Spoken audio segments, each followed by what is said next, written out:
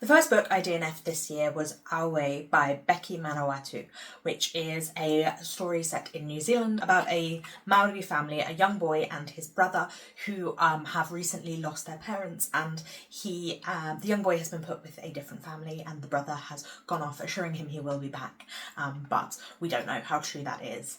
I really wanted to read this book when I'd heard I read the synopsis and heard many good reviews of it, and I was interested to read a book from a culture that I haven't read a huge amount from in the past, but I found the writing style to just not gel with me. I think that the writing from the perspective of children can be really difficult, and the writing of the young boy jarred quite a lot, and I thought in general the writing was fairly simplistic and very told you what characters were feeling without allowing you to experience what characters were feeling, making it feel a little, as I said, too simplistic. And I think that for me, a lot of what makes me enjoy a book is writing style. So as I've been trying to DNF more books, you may notice that several books on this list I have DNF'd because of the style. I was also listening to it on audiobook, and I think that didn't really help. The combination of the way that it was performed with this very simplistic writing style together made it feel even more dumbed down, and I think that was something that I just couldn't cope with. I can't really comment on the characters or the plot because I DNF'd quite early on, because that writing style just really wasn't working for me. Similarly, A Woman of Pleasure by Kiyoko Murata, I DNF'd this one because of the writing style. Although I did get quite a significant way through this one, more than halfway, because it was a really short book, so it wasn't taking me too long to read, and I thought, well, I could just persevere and finish because it won't take me very long, but I decided that I still didn't want to waste my time on it. This is the story of a young girl who becomes a sex worker in Japan in the early 20th century, and it is about the starting of the first union for sex workers, and I thought that sounded like a really interesting topic, and so definitely something that I would be interested in reading more about. However, again, this book was written in such a really simplistic style, like really pared back, and I don't even think it is translated. No, it is. It's translated by Juliet Winters Carpenter, and so oftentimes translation can be an issue with this. Like the beauty or the skill of the writing gets lost when a translator is not imbuing the writing with the same thing. But I can only read it in English, so I can't really say that was the problem. But I did find, yeah, as I said, that this writing was really, really simplistic and really uninteresting. It was written as though the writer wanted to write non-fiction about this topic, but was an author, and so decided instead to write fiction, but it just had the same feeling as if it was non-fiction. The characters weren't fleshed out or developed, their emotions weren't part of the book at all. It was very, very simplistic in this happened and then this happened kind of style. And so it read like a introduction non-fiction version of the book, and I wasn't interested in reading that. What I wanted was this story, and if it was non-fiction it would have had to be a lot more in-depth and detailed to be interesting, so I felt like it failed on both counts. Similarly, with 8 Lives of a Century-Old Trickster by Mirinae, which was longlisted for the Women's Prize for Fiction, and when I was reading a selection of the long list, which I will leave linked on the cards above, I started to read this one, and I again decided that the writing style just made it not for me. This is kind of a collection of interconnected short stories made into a novel about a woman who is in Korea over the course of the 20th to 21st century, and her experiences, the way that they interact with Korean history, but it's told in a non-linear way, specifically around the Korean War, were the bits that I read anyway, but I think it probably does go further than that. But I did, again, find the writing to be childishly simplistic. I felt like the style of it was as if it was written for children, but the topics covered definitely were not, and I just couldn't get on board with that. I was not interested in reading this topic if it was going to be written so basically. It felt like it was in translation, even though it wasn't, because I have read a lot of books that are from East Asia in translation, and there is a tendency in some of the ones that I feel like haven't been translated as well for them to be sort of cold and simplistic. Because there are some ways you can write detached and kind of cold writing that can be compelling, and then there are other ways that make it really boring. And I again found this one to be very dumbed down, very basic, and because it is an interconnected short story kind of narrative, it didn't have the pull for me to want to continue it, and it didn't feel like it spent time in developing the characters. Then we have A Person is a Prayer by Ammar Kalia, which is about a family who were in India and they moved to the UK, and it is told through different time periods over the course of one day in multiple different time periods. But I only read the first section, which was in India, where these two people meet before they get married. It's kind of, I think it's kind of like an arranged marriage, but they haven't actually decided they're going for it yet. And he is from kind of a more educated family, but she's from a more well-to-do family. And I found again that the writing was just not for me. It was purely the style of the writing. That's why I've given up on so many of these so early on, because that is something that is easy for me to gauge, I guess, whether I am going to like the way that it is written.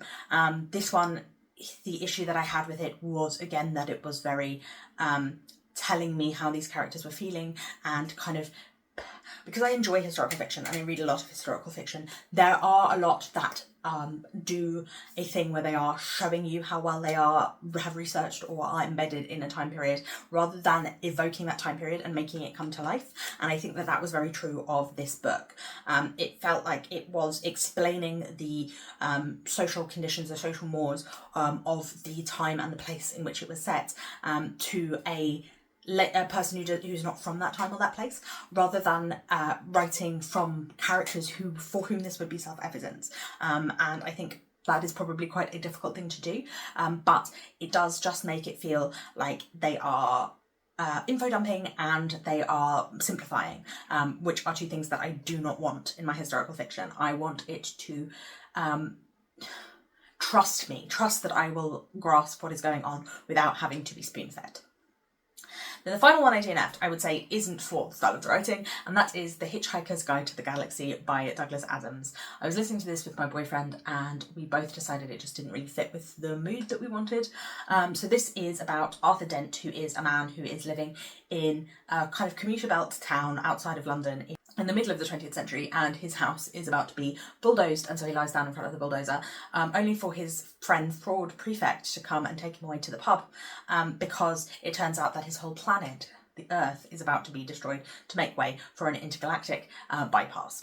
One of the reasons that I felt like I didn't want to continue on with this was because it felt so like frame for frame the movie, and I've seen the movie many times, and I felt like I could see what was going on in the movie happening in the book, except it was slightly more dated or slightly different references. But for the most part, it happened exactly the same. And I got to about 50% of the way through it, and I was like, I don't need to keep reading this because the adaptation is so faithful that it is unnecessary to put myself through the book when I could just have watched the film.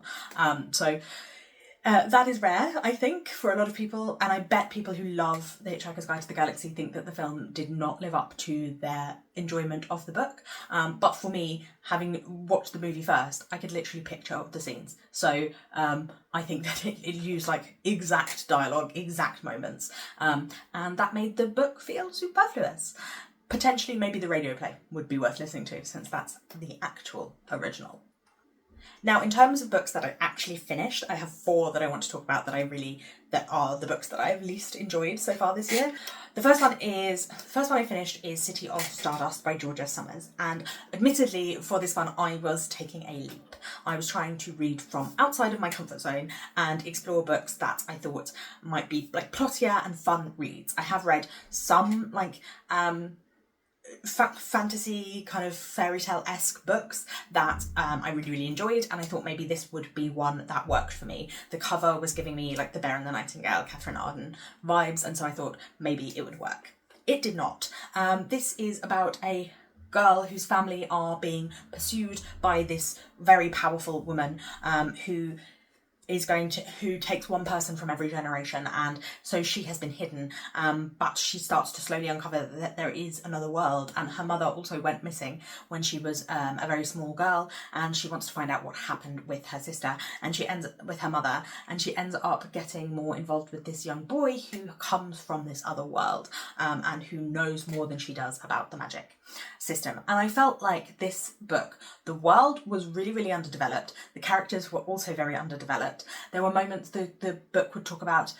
The book did a lot of things off page, like a lot of the most important moments of the book happened off the page, and on the page we would get someone like reminiscing about them, and it would tell us how intelligent this character was. She would go into a situation where you're being very stupid, like what's going on is super obvious, and you are not reacting in an intelligent way, you're just not realising things for the sake of the plot progressing rather than because that makes sense. They also had no real sense of danger or peril, because although there is a lot of violence, like I said, it happens off the page, and the constant repetition of these ideas of fairy tales and things, it made it fairly obvious to me that nothing bad was going to happen to our main characters. And I also thought it was like super melodramatic when nothing that serious happened. So it didn't really work for me at all. I would love to fall into a fantasy world that I really enjoy, like The Night Circus or The Girl Who Circumnavigated Fairyland in a Ship of Her Own Making. That is something I would love to read this year, and what I was aiming for with this, but it did not work. Next, I finished Hungry Ghosts by Kevin Jared Hosein, and this is set in Trinidad in a Indian Caribbean community in a like I can't remember what they call it, but like a barracks, where they are living in poverty. And there is also this big house on the hill where a woman is married to this man who is involved in organised crime. And that man who is involved in organised crime goes missing at the start of the book. Unravel the social structures of the book and the social structures of the time and place, because I believe it is set in like the 60s, as far as I remember, 50s, 60s time. And overall, there's a lot of violence in this book, and it felt like it was done in a really unnecessary way. Like, I have no problem with violence in books. A lot of the books I really love do contain it, but it felt like this way it was kind of it was sprinkled throughout to begin with, and then it sort of ramped up to an extreme level where it just felt really uncomfortable and really like, oh wait, I haven't quite reinforced how bad this situation is, so I'm going to do a lot of unnecessary violence now in a way that feels unearned by the narrative.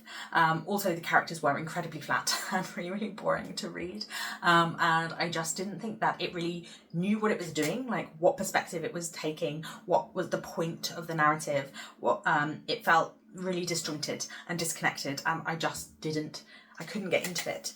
I felt like the way that it talked about gender and used sexual violence also was kind of sensationalized and kind of used in a kind of, this is titillating because it's so terrible kind of thing. So I didn't love the narrative, and I couldn't get on board with the way that it was approaching the politics that it was trying to talk about either. Then when I was reading for the Women's Prize for Fiction, I also read In Defence of the Act by Effie Black.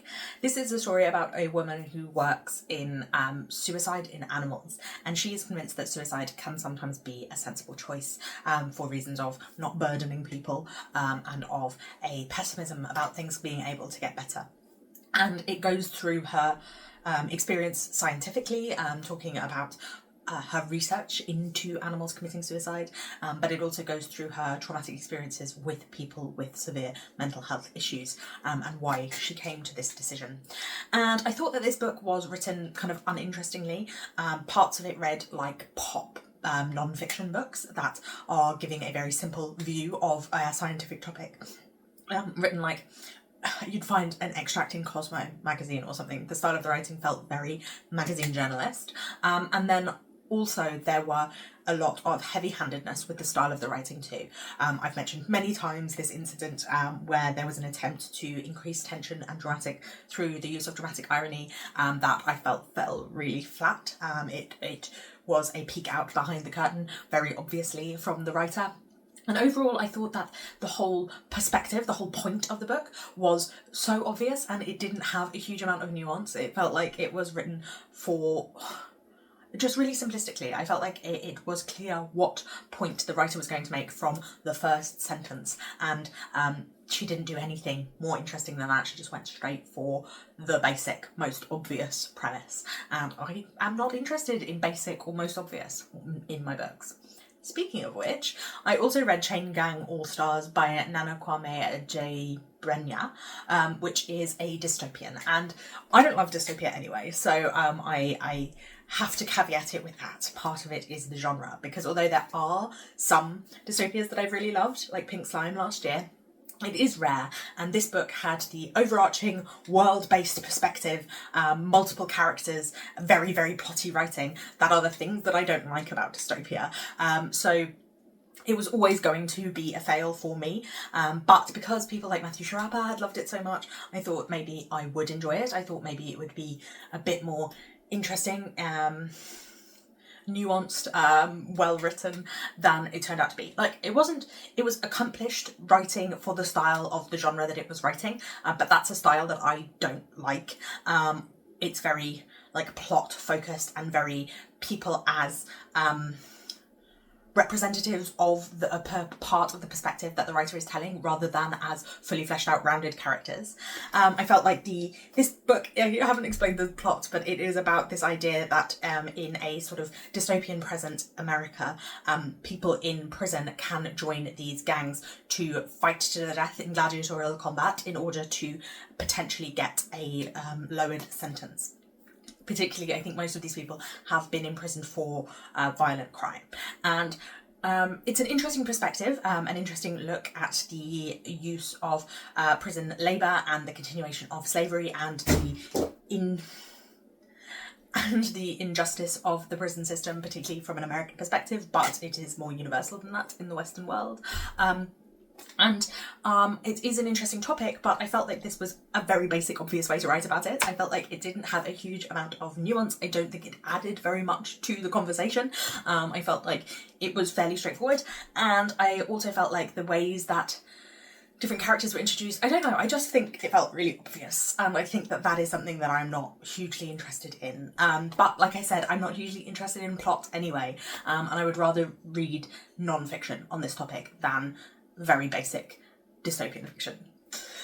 Those are the DNFs and worst books of 2024 so far for the first 6 months of the year. Let me know your thoughts in the comments down below. I know a couple of these are super popular, so my apologies. These are all opinions and not objective truth in any way. But I hope you have enjoyed this video.